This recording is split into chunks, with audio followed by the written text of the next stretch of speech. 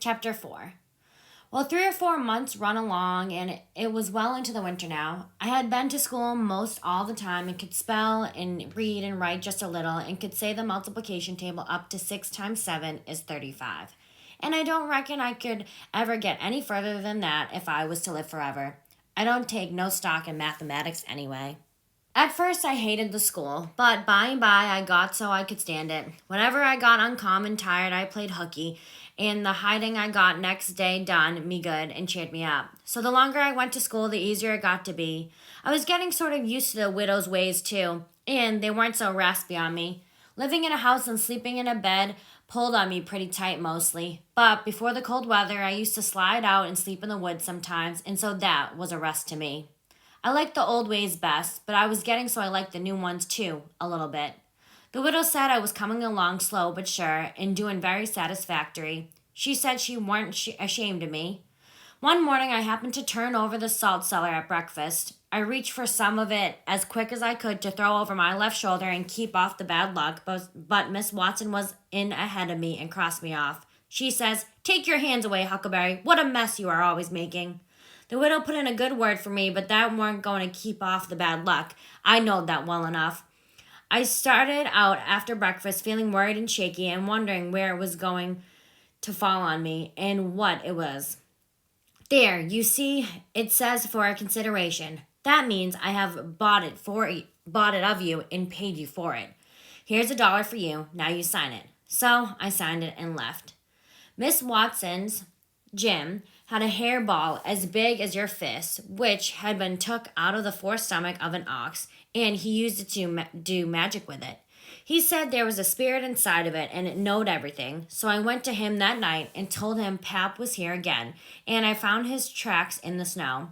What I wanted to know was what he was going to do, and was he going to stay? Jim got out his hairball and said something over it, and then he held it up and dropped it on the floor. It fell pretty solid and then rolled about an inch. Jim tried it again and then another time, and it acted just the same. Jim got down on his knees and put his ear against it and listened, but it weren't no use. He said it wouldn't talk. He said sometimes it wouldn't talk without money. I told him I had an old slick counterfeit quarter that weren't no good because the brass showed through the silver a little, and it wouldn't pass no how, even if the brass didn't show, because it was so slick it felt greasy, and so that would tell on it every time. I reckon I wouldn't say nothing about the $1 I got from the judge. I said it was pretty bad money, but maybe the hairball would take it, because maybe it wouldn't know the difference. Jim smelt it and bit it and rubbed it, and he said would manage so the hairball would think it was good. He said he would split open a raw Irish potato and stick the quarter in between and keep it there all night. And next morning you couldn't see no brass and it wouldn't feel greasy no more, and so nobody in town would take it in a minute, let alone a hairball. Well, I knowed a potato would do that before, but I had forgot it. Jim put the quarter under the hairball and got down and listened again. This time he said the hairball was all right. He said it would tell my whole fortune if I wanted to. I says, "Go on." So the hairball talked to Jim, and Jim told it to me. He says, "Your old father don't know yet what he's gonna do. Sometimes he spec he'll go away, and then he spec he'll stay. The best way is to rest easy and let the old man take his own way. There's 2 angels have going to be. There is ways to keep off some kinds of bad luck, but this wasn't one of them kind, so I never tried to do anything, but just poked along low-spirited and on the watch-out. I went down to the front garden and clumb over the stile where you go through the high board fence. There was an inch of new snow on the ground, and I seen somebody's tracks. They had come up from the quarry and stood around the stile a while and then went on around the garden fence. It was funny they hadn't come in after standing around so. I couldn't make it out. It was very curious somehow. I was going to follow around, but I stooped down to look at the tracks first. I didn't notice anything at first, but next I did.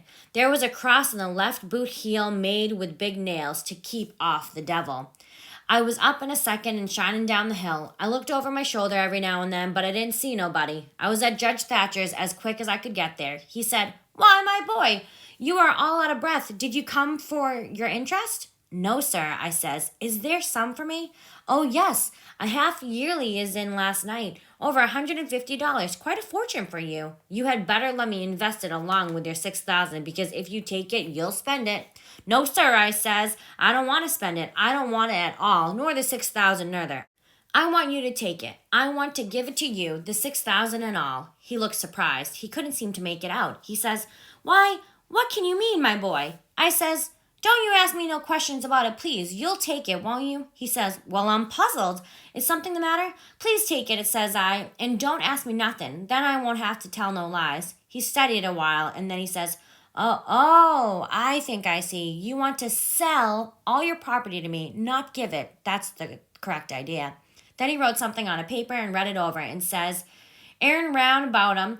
One of 'em is white and shiny, and the other one is black. The white one gets him to go right a little while, then the black one sail in and bust it all up. A body can't tell yet which one gwine to fetch him at the last. But you is all right.